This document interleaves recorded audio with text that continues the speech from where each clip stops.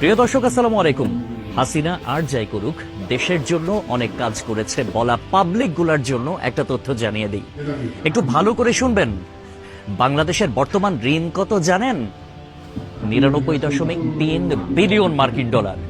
I repeat, 99.3 billion মার্কিন dollar.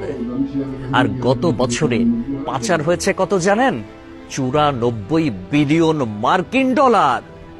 হিসাব করে দেখলাম, তিনি যেই টাকা পাচার করেছেন সেই টাকা দিয়ে মাত্র 697টা মেট্রো রেল, 397টা স্যাটেলাইট আর 36টা পদ্মা সেতু বানানো যেত। একটা 1000 টাকার নোটের ডাইমেনশন কি, সেটা নিয়ে না হয় অন্য এক সময় আলাপ করা যাবে। ধরুন 11 লক্ষ কোটি টাকা 1000 টাকার নোট দিয়ে একটার উপর একটা রাখলে এর উচ্চতা কত হবে জানেন? 750.5 কিলোমিটার। বাংলাদেশের সর্বোচ্চ উচ্চতার পাহাড়ের উচ্চতা কত?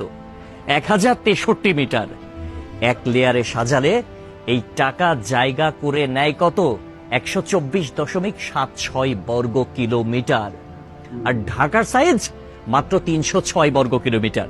চট্টগ্রাম 155 বর্গ কিলোমিটার। এই দুই বিভাগীয় শহর বাদে বাকি সব বিভাগীয় শহর এই টাকা দিয়ে ঢেকে দেয়া যাবে। পাশাপাশি যদি বসান তাহলে লেংথ হবে কত জানেন? 1,7,8,2,3,4,9.6 কিলোমিটার। এক কথায় আমি সংখ্যাটা বলতে পারলাম না, আপনারা একটু ক্যালকুলেটরে হিসেব করে নেবেন, মানে ক্যালকুলেটরেও ধরবে বলে মনে হয় না। পৃথিবীর পরিধি কত? 40,000 কিলোমিটার। এই টাকা পাশাপাশি বসিয়ে পৃথিবীর পুরোটা 44.5 বার রাউন্ড দেয়া যাবে, মানে ঘোরা যাবে। কেউ যদি হাসিনার উন্নতির হিসাব দিতে আসে, তাহলে তাকে হাতে কলমে এই হিসাবটা বুঝিয়ে দেওয়া আপনার, আমার, আমাদের সকলের দায়িত্ব। মেট্রো রেল বন্ধ হয়ে গিয়েছে দুর্বৃত্তের হামলায়। এটা ঠিক করতে 1 বছর সময় লেগে যেতে পারে, ন্যূনতম, মানে কমপক্ষে 1 বছর সময় লাগবে এটা বলা হয়েছিল। এটা ঠিক করতে বাজেট ধরা হয়েছিল 300 কোটি টাকা। অথচ 2টা স্টেশন বাদ দিয়ে খুব সহজেই মেট্রো রেল চালু করা যেত, কিন্তু সেটা করেন নাই তার সঙ্গপাঙ্গরা। কারণ খেতে হবে, বেগম পাড়ায় টাকা পাঠাতে হবে, বেগম পাড়ায় বেগমরা গিয়ে ফুলে ফেপে উঠবে, তারা আরামসে দাস দাসী নিয়ে দিন কাটাবে। এইটার জন্য এত টাকা বরাদ্দ করা হয়েছিল। কিন্তু শেখ হাসিনা পালিয়ে যাওয়ার পরে এখন আমরা জানতে পারছি মেট্রো রেল চালু হতে আর মাত্র কয়েকটা দিন বাকি। তাহলে বোঝেন ব্যাপারখানা।